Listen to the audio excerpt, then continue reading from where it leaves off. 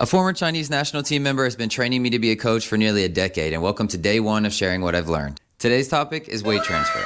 In table tennis, you get your power from the ground, so we're going to start out with the legs. It's very important to have a strong base to transfer your weight with. A good way to feel this for the first time is you want to spread your legs a little bit wider than your shoulders, and you want to try to press the ground both ways. So imagine that you're trying to create a chasm or a canyon in the ground beneath you. You're trying to split the earth. Push with your legs. You should feel your legs tighten up on both sides, and you should feel your hips tight right there. It shouldn't really affect the top half of your body. This should lock you up pretty much from the waist down. If you're feeling like you can still do any of this kind of movement, you're not doing it right yet. You need to make sure that you've pushed the ground so hard that really all you can do is this.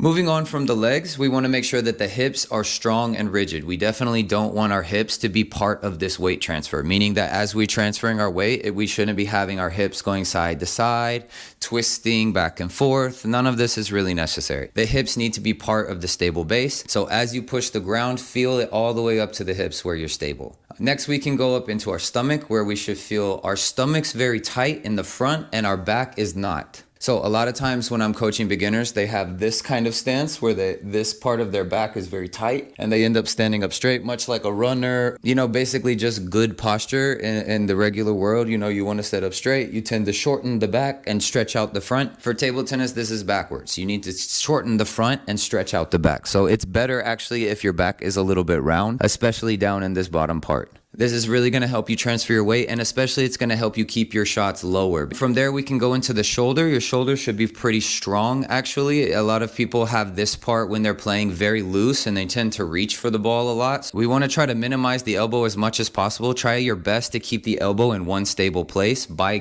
keeping this shoulder stable. You don't want to have a tight arm and a loose shoulder. This is a big problem for beginners that I see all the time, that I'm constantly coaching, is that people squeeze their racket hard, and they don't squeeze their stomach, and they don't squeeze their shoulder. All right, so again, we're going to split the ground, tight hips, tight shoulder, leaning forward, tight stomach, and relax your arm. When we're talking about weight transfer, we really want to focus on the weight of the torso and the upper half, especially the chest and the shoulders. We don't really want to worry too much about the weight of the legs. We don't need to do too much like this. When you transfer your weight, you don't need to transfer all of your weight side to side this way. We really want to, like I said, keep that strong base and use the weight of the shoulders and the torso. So you can see as I'm moving my shoulders here, my legs aren't really affected and they're not really part of the transfer. So I will transfer my weight of my chest to the right side, and then I will twist my stomach here to transfer my weight to the left side. My left leg is now holding most of this weight. As I begin my shot, my right leg holds most of this weight. You can kind of track the ball with your chest. As the ball's coming in, you can follow with your chest, and then you can send it back out as well. So you're kind of always tracking the ball with this middle part of your chest right here.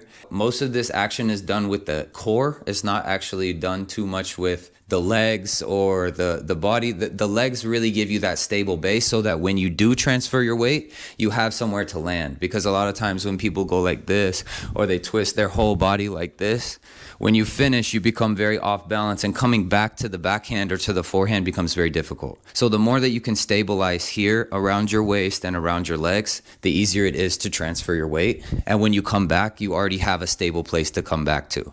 Everything in table tennis is very nuanced, because the better that you get, the more you're able to break rules, and the more you're kind of able to play with some of these fundamental concepts. You really don't need to make it any more complicated than this as a fundamental. As you get better, you can start to have more dramatic shifts and even start to maybe push your legs harder off the ground once you learn how to keep this base stable. But if you don't have a stable base yet, I really recommend that you just focus on the torso. To summarize, we split the floor beneath us, strong hips, strong stomach, relaxed back, strong shoulder, relaxed hand. You shift the weight of your torso to the right side and use your core to rotate and shift your weight to the left side. So I'm going to throw up a video that I posted recently of me training my forehand, where you can see me doing this. Here's another video of one of my students who came to me recently after 10 years of playing, struggling with his forehand. And this is what his forehand looks like now after 4 lessons with me.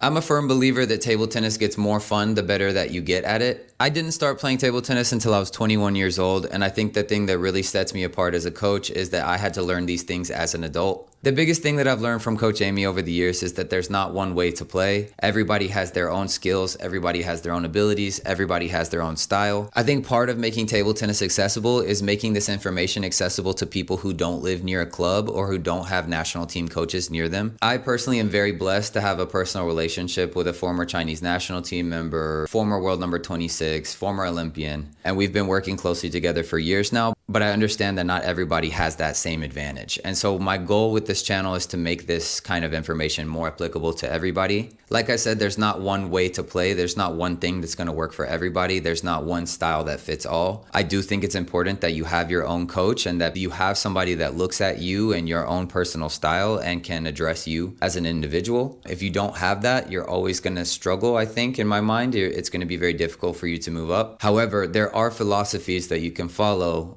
for example, this weight transfer, that can be applied to most everyone that will improve your game. So my goal is to share these philosophies while also building these personal one-on-one individual relationships with everyone. Ultimately, I would love to start my own online coaching program so that I can get with people individually all across the US and help grow our sport by making high-level table tennis more accessible to everyone. If you'd be interested in something like that, be sure to drop me a comment or a DM and we can talk about how to make that happen. Let me know what other concepts you'd like me to cover in future videos. If you guys have any questions about this weight transfer concept, drop me a comment. Make sure to follow for day 2 and I'll see you tomorrow.